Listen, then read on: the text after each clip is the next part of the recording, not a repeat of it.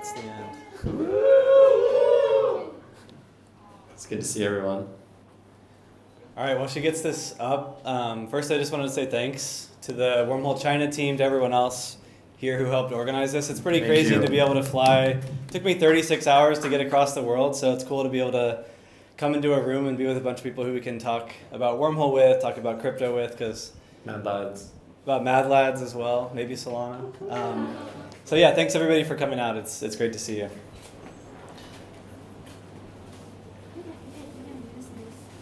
Oh, that's okay. Quick intros. Yeah, I haven't met a lot of people in the room, so yeah, quick intro to us. So we are the two co-founders of the Wormhole Foundation. We've been working on this for 2.5 years at the foundation.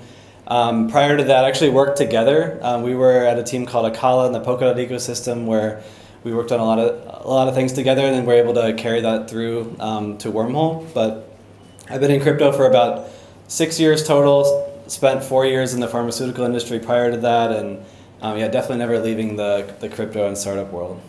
Robinson?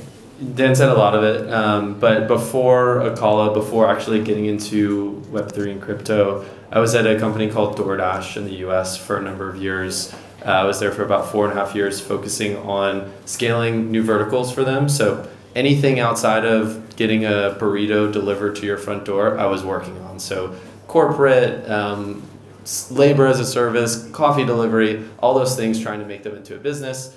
And then prior to that, a few different startups. Some failed, some successful, as it typically goes. Cool.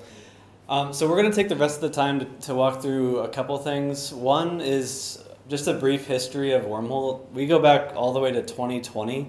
There's a lot of things that I think people in the room might not know about how Wormhole got started and what was involved there. Then we're going to go through a little bit of our product roadmap and some things that are coming up very quickly that we can look forward to as far as products, integrations, things like this. So to kick off the history, you probably are aware, or maybe not, that Wormhole really started in the Solana ecosystem. There was a problem back in 2020 that seems very basic now, which is connecting Solana to Ethereum. If you're launching a new chain, you're launching Solana, your first thought is, how do we get our first users? How do we get liquidity to come onto our chain? And the answer was, let's fund a new team, let's fund a new project. That project ended up being called Wormhole, and we got a grant from the Solana Foundation around that time. And this is actually almost exactly 4 years ago, October 7th, the first ever Solana hackathon was called the Wormhole Solana Hackathon. And this was a hackathon to fund multi-chain applications and get the ideas flowing in kind of the interoperability space within the Solana ecosystem. This right here is an image of the first ever blog written about Wormhole from a team called Certus1, which is actually the team of the original developers who built the first version of Wormhole back at that time. Then Certus1 was acquired by Jump, a firm based in Chicago in the US. And this is what kicked off the period of time where Wormhole was actually incubated by the team at Jump.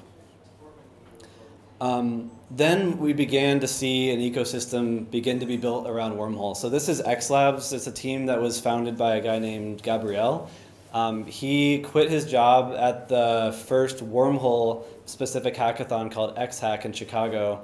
The day after he was there, he left and started this team to start building Wormhole full-time. These guys are all based in Argentina and today have 30 to 40 people running infrastructure, relayers, and building tools for Wormhole. And just a quick point on that, Gabriel, who runs X Labs, and I think a lot of times we think about Solana, we say Solana, but you don't actually realize that there's a lot of teams behind Solana, right? The Solana Foundation, Solana Labs, there's now Anza, I think there's even a couple more, and Wormhole's no different, so there's a number of different teams behind it. So Gabriel runs X Labs, but I think what was crazy is that he was at X-Hack. He at the time had a very good Web 2 job, I think we would call it. He was at X-Hack, saw the opportunity with Wormhole, next day left his job to go start X Labs and contribute to the protocol. So I just think that's a cool story. Yep, and then around this time in late 2022, early 2023, Robinson was, at the time taking a risk to go start the foundation. at the time by himself. Then I got a phone call from my friend, former coworker, Robinson, and he proposed I come on and help him start this thing. So I did. I came on, I think, in April or May of that year, and we really started putting everything into scaling the foundation and really getting this ecosystem moving. That led to us starting to give out more grants to more teams building Wormhole. So Wormhole Labs is another team who focuses a lot on product, engineering, business development. So they got going. Then, yeah, around this time we also started continuing to decentralize, where today all these teams operating in Wormhole, we still have friends and colleagues at the jump side, but they're mostly at this point passive investors, whereas we have these 4 different teams building Wormhole full time. The last one was Asymmetric Research. This is a team who I think is a little bit under the radar right now, but will continue to build up their reputation. They really are the best security team in crypto. If you're familiar with Immunify, this is the white hat hacker site where you can go and find bounties.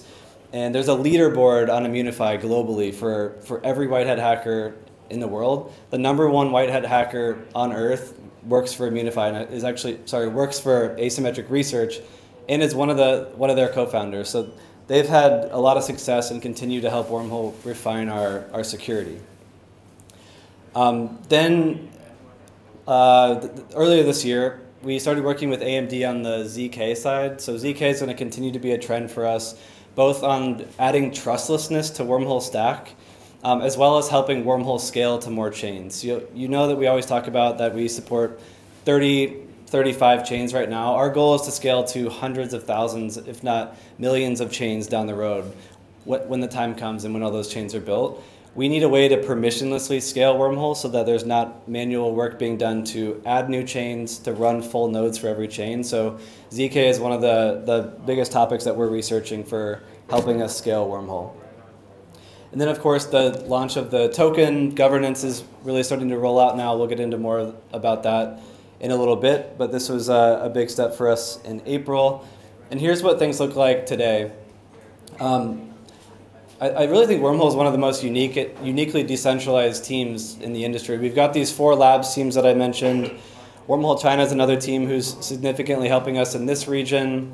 A lot of these 4 ZK teams here as well, building a lot of technology for the ecosystem. And these are kind of the lead teams across those 4 core teams that I mentioned. I'm almost done with this section. This is just one stat that I wanted to bring up that we're definitely proud of. This is 4 years of work, as I mentioned. These are the total number of cross-chain messages that Wormhole has processed over these years. Some of these are token transfers, some of these are data transfers, like teams like Pith, who's built their Oracle exclusively on Wormhole, and just a comparison to some of the other interoperability protocols in the industry. So with that, I'm going to hand it over to Robinson to go through some of the Wormhole roadmap. We'll continue going back and forth, but go ahead. What's coming for Wormhole? So Dan kind of went over this, so I'll be super brief about it. But we view Wormhole, and the way I think about eras is to say, just slot the word version in there. But this era 2020, 2021 is what Dan just went over. First ever token bridge between Solana and Ethereum.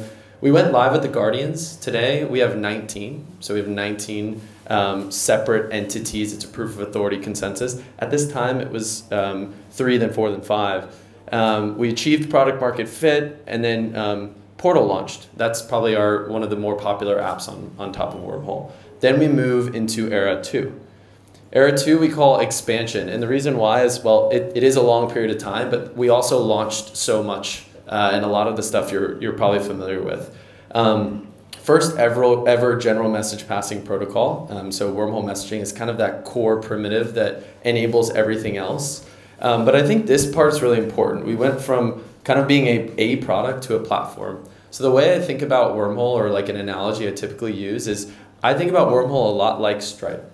Stripe, a lot of people think of it as like payments. What Stripe really does is it gives anyone that wants to start an e-commerce business like 8 different tools to enable that, right? Like an SDK, a widget, on and off ramps. It's like anything I need to handle payments for my online business, I just go to Stripe and Stripe can do it.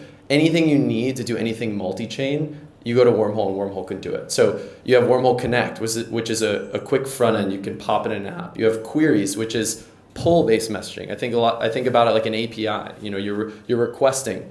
Native token transfers, which we've been working on a lot, and we can get in a little bit more into in a little bit, but is what we think is the golden standard for transferring tokens cross-chain. You have the SDK, obviously, that has messaging and a lot of this functionality bundled in. You have Gateway. We built a chain with a number of that enables a lot of security features for Wormhole, and then CCTP. So we work closely with Circle to help enable easy USDC transfers plus actions across all these different chains. The Guardian set expanded, obviously, from 5 to 19 as it is today. We launched an NFT bridge. We added a lot of security. So a lot of people don't know this, but there's a ton of security whenever you send an asset cross-chain for Wormhole. So one is we have what's called a governor. So between, let's say, Solana and Ethereum today, I believe the governor is set and it's voted on by the Guardians at 50 million, meaning no more than 50 million notional flow can go across in a 24-hour period. The reason this is in place is, like, let's say worst case something did happen with the network, you're limiting your impact or what could happen at that 50 million. For new chains, if you launch a new chain, it could be set to something like 250,000, right? So like a new chain, typically something could go wrong if it launches. So you want to make sure that it's a little bit lower. And then you have the accountant, and the accountant is effectively like a second ledger. So it's making sure that, you know, no infinite mints are happening or anything like that. And if it does, it would cut connection with that chain. And then Wormhole Decentralized, so the W launch. And then this is the era of expansion. I think there's one more slide here. 30 plus chains added. I think we're at 39 today. What I actually think is a more interesting stat, for all the on-chain activity that happens today, Wormhole's connected to, I believe it fluctuates, 96% of that activity. So meaning of all the activity that's happening, we're connected to 96% of that, which I think is actually, I'll chat with people after about this, but I think it's a better metric than, you know, number of chains added. Major integrations, so Uniswap, AMD, Lido, Circle, Backpack, Jupiter, the list goes on. There's about 200 applications in some way or another that use Wormhole, whether it's Wormhole assets, messaging, pull messaging, connect, portal, etc. Modular asset verification, so there's probably a lot to unpack here, but Dan talks a lot about scaling Wormhole. So being able to, like, be flexible with the security model is how you do that. I won't go too deep into it now. And then the first and only interop protocol to go over 1 billion messages. So this is definitely something that is we feel really accomplished by. I think just one easy example to mention on modular asset verification, it sounds really complicated, but the simple example is Lido wrap-staked ETH. They just voted to use both Wormhole and Axelar for taking wrap-staked ETH from Ethereum to Binance. So when we say verification, so like the authentication of a message going from one chain to another is modular, it means that you don't have to just use Wormhole. You can use 2, you can use 3, you can switch over time. So in this case, it's interesting. Lido is like, we don't want to just use 1, we want to use 2. So they used Wormhole NTT, which allowed them to use, they get verified by Wormhole, the message gets verified by Axelar, and then the message gets sent on to the Binance chain. So kind of an interesting mix of technologies that you don't see too often. Cool. And so here are the products on the platform. We think a lot about, like, an infrastructure layer and application layer. Like I said, Wormhole, we're now probably 85, 90 people, and we have a product orgs building across all these different products, like the messaging team, the queries team, native token transfer team, Connect, etc. And here are some examples of just teams that have integrated some of these products. You know, we pride ourselves for working with some of the best teams on chain. And we're launching some more to add to this stack next week. So we get into Wormhole Era 3. So this is where we are today. And Wormhole Era 3 is all about experience. So we are launching what we call composable intents, and I'll get into this, in native swaps.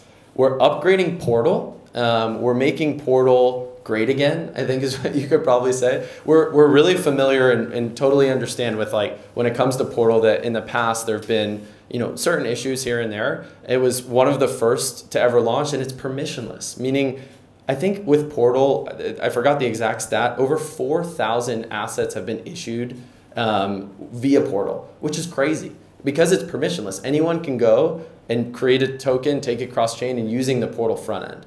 And so with permissionless sometimes comes a little bit of complexity. I'm sure some people have sent an asset and it's orphaned on a chain because it has no liquidity.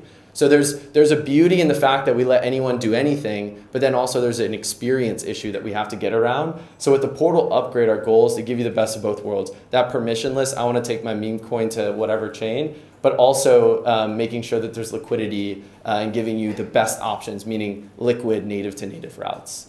We're launching Wormhole Institutional. I'm really excited about this. This is, I tweeted out the other day, this is literally years in the making, some of the partnerships that are going to come with this. We're upgrading Connect. So the way you think about Connect is like Portal is its own app.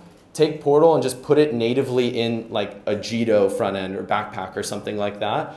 That it's like your in-app Wormhole front end. We're upgrading the SDK, making it more powerful for developers. And then Wormhole Scan is where you can, it's pretty cool actually, the adoption it's getting lately. You can see all this activity cross-chain, see what chains are popular, etc. We're also upgrading that. So Wormhole Era 3, we call it the era of experience because we have a lot of audiences. A lot of what we focus on is developers, but a lot of Era 3 is focusing on users in particular. And so the last thing I'll say here, and I won't go too deep into this, but we're launching composable intents and native swaps. If you use the Backpack wallet, you've already got like a little bit of an experience with this, but people don't want wrapped assets. They want to be able to go from a native asset on Solana to a native asset on Sui, and for it to be whatever they want, whatever meme coin they want, maybe a big principal asset like BTC, ETH, and we're enabling that here. Composable intents, we're getting into the game in a big way of fast, very, very fast transfers. So with intents, you effectively, if you aren't familiar, a user can express their intent. They can lock an asset, let's say an escrow contract on one chain, and a market maker or a solver, as we call that, will fill them on another chain. And so we're launching this, but what's cool is you can build protocols on top of it. So Mayan is launching their Intents network. We have a few others that are going to launch their own kind of native swap protocols. So not only will you experience native swaps in Portal, you'll also have applications that will be powered by it. So this is a lot. It took a lot to get here, but this is what we're calling Era 3, and we'll be rolling out in more detail, in particular, next week at Token 2049 and Breakpoint. Little alpha. Little alpha drip. Little alpha drip. So you saw the slide before. It was a little more simplified, I guess, but we've added in the additional things we're launching, right? So we try to visualize the platform as much as possible, and I keep in mind the kind of Stripe model, if you will, because our goal is like, again, I come to Wormhole, I'm a developer, I want to build something, a bridge or whatever it is. I just want to be able, any question I have, you're like, I have something for that.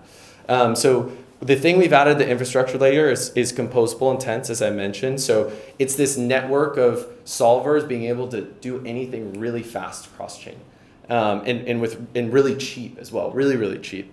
And then on the asset layer, we're adding native swaps. So native swaps was built on this. So you're effectively, I don't want to, sometimes I get into like, send the USDC to this chain, then swap to this chain. I won't get into that right now, but this is effectively built on this. And what you can do is go from native Sol on Solana to native Sui on Sui.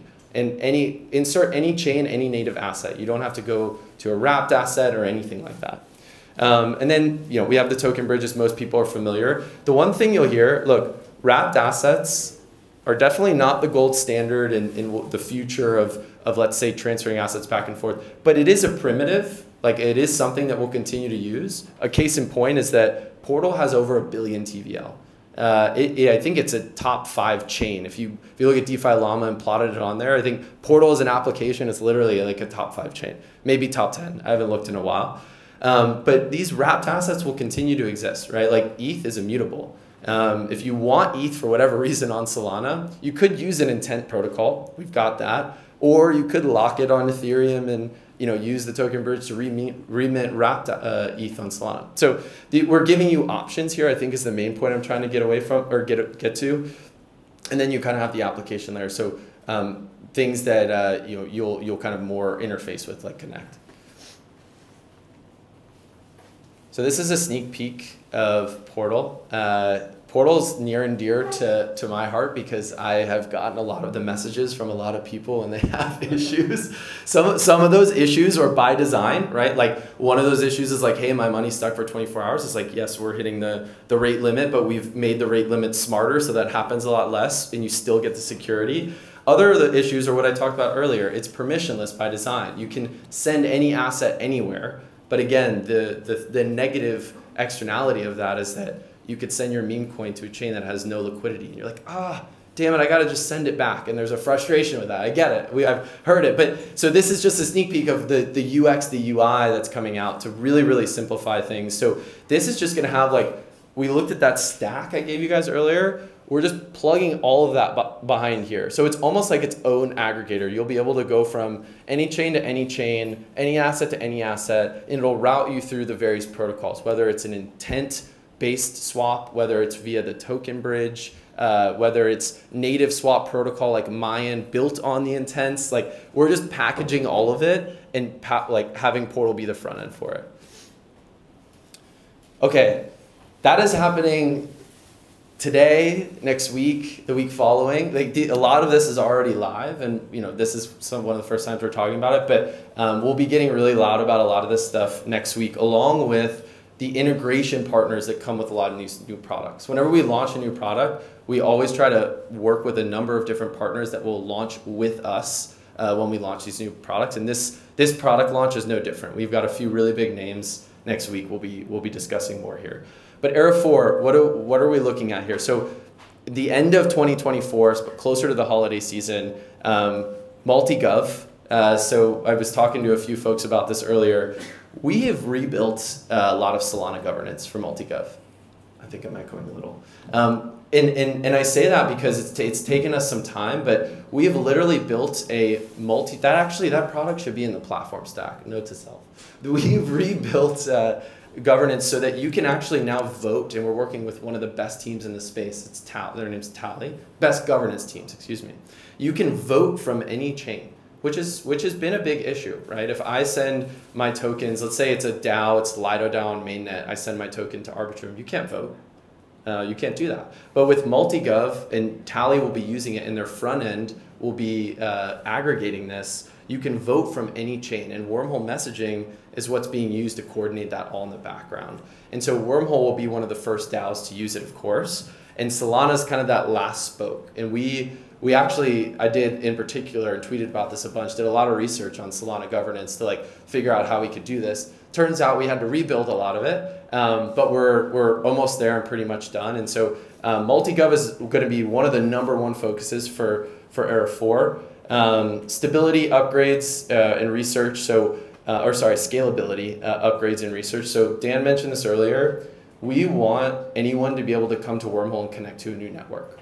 Today, one of the biggest bottlenecks is, a lot of people will come to us and they'll be like, or a new chain, we want a Wormhole integration, we want a Wormhole integration. It actually puts us in a horrible spot because I want to say yes to all of them. And it is not because we don't want to, it is because today Wormhole is decentralized by design. An externality of that is it's actually kind of expensive to connect to infinite amount of chains.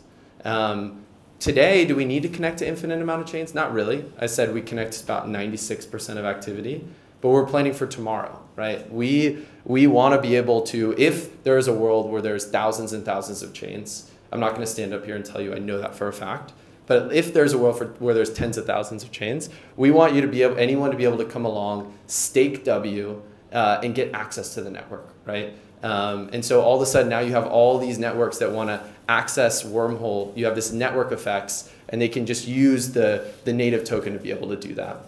This goes hand in hand, I already talked about it. Permissionless, anyone being able to do the expansion. ZK-like clients, so making it more trustless. And then another version of Portal is already being cooked and already being made right now. So that was a lot. And then we get into Era 4, Era 5, Era 6, Era 7, Era 8.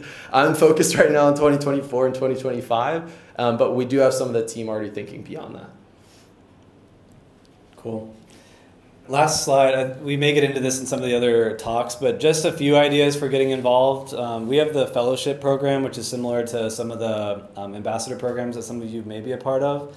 We're always looking to expand in different parts of the world and definitely need more involvement, especially in Asia. The Wormhole China team has been doing a lot of great work on that, and I know there's a lot of other kind of sub-ecosystems popping up in different parts of Asia, so that would definitely be one I'd recommend.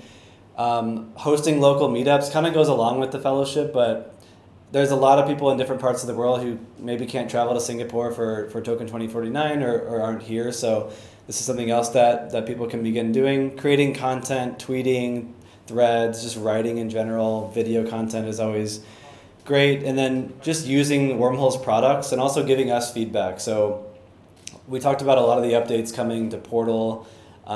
Mayan is going through a big upgrade right now. Just get your hands dirty and actually use the products, and we always appreciate and love getting feedback from everyone. So that's it. Thank you.